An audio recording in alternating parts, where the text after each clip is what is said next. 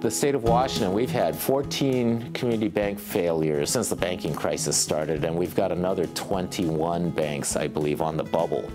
Back home, we're seeing storefronts that are empty, we're seeing homes in foreclosure. So we asked ourselves, how do we utilize our resources better? The old axiom is that necessity is the mother of invention. So as we look at new ways of running an efficient government, one of the concepts that came up is creating our own state financial institution. We're trying to set up something that isn't in competition with the private sector, but that partners with the private sector to better utilize our resources. We want to make sure that our tax dollars are being used efficiently in our communities. If you talk to any small business owner on the street and ask them what their #1 barrier to success is, it would be access to capital. We are focusing our resources on our state, in our neighborhoods, and not relying on outside banks or outside Wall Street to come to our aid.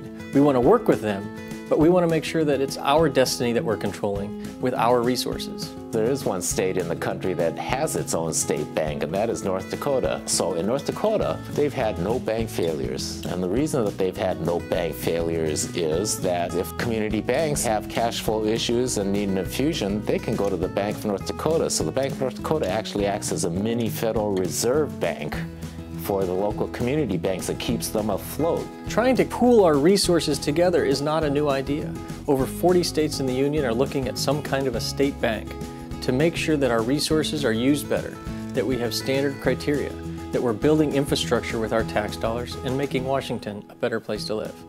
When you're dealing with a community banker, that community banker knows your community, knows how you fit into the community, and wants to lend you money because that banker knows that your success is the community's success. This is actually just the ultimate recycling project. We're trying to recycle tax dollars through our communities over and over again to make sure that we're getting the most efficient bang for our buck. Bank of North Dakota didn't just happen overnight. It's been around for 91 years now. So this is a legacy project, something for our children and our grandchildren.